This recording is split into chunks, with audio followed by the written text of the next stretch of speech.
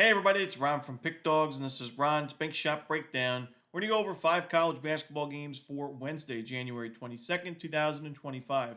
Now, if you like what you see, make sure to give this video a big thumbs up and subscribe to our channel. Don't forget to put your college basketball picks in the comment section below. And if you're looking for my best bets, the games I love the most in college hoops and other sports, you can find those at the Premium Picks tab at pickdawgz.com. There's also a link in the description. Alrighty, here we go. Here are the games for Wednesday in college hoops. First up, we have Indiana and Northwestern. This one is going to be 7 p.m. Eastern on the Big Ten Network.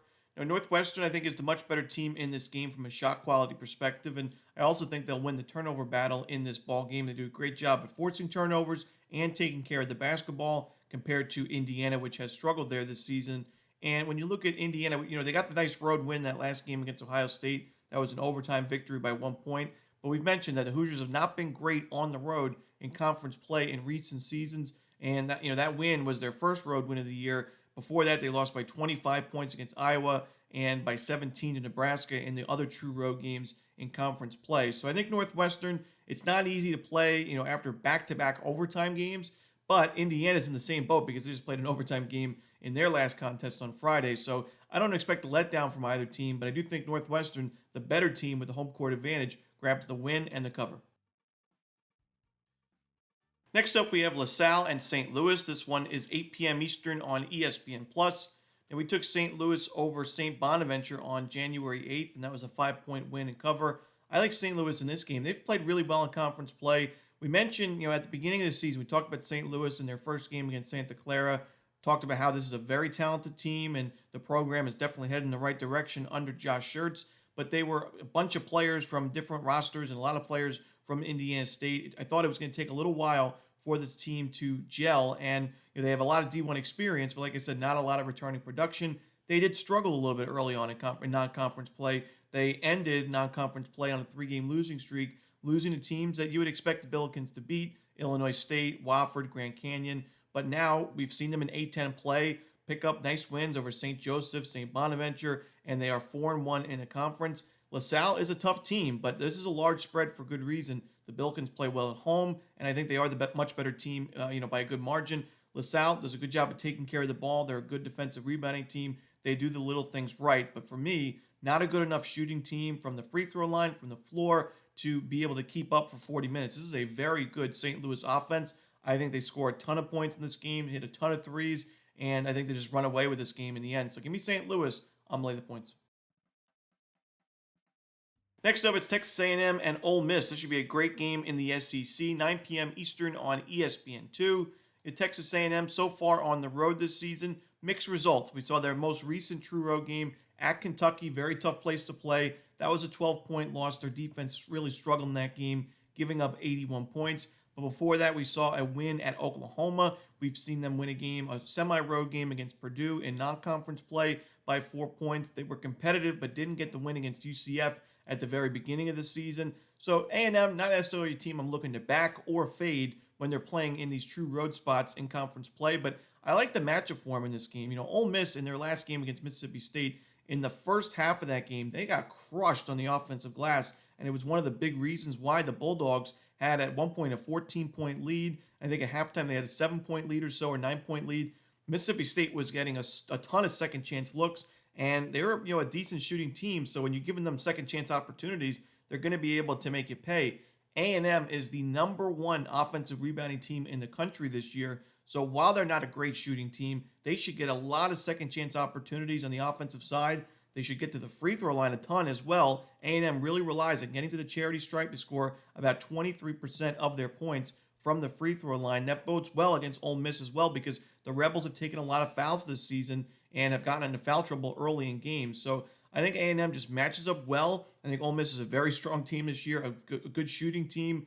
I think Ole Miss could certainly find a way to win this game, but you have to lay a few points on top of it. I think the value lies with the Aggies in this game. If they don't win outright, I think they at least cover. Next up, we have Florida State and Cal. This one is 9 p.m. Eastern on the ACC Network. One of those new games we're going to have to get used to in ACC play as Cal has joined the conference. But in this one, Florida State, we've talked about how their defense really relies on forcing turnovers, forcing deflections. They look for 35 or more deflections a game under Leonard Hamilton.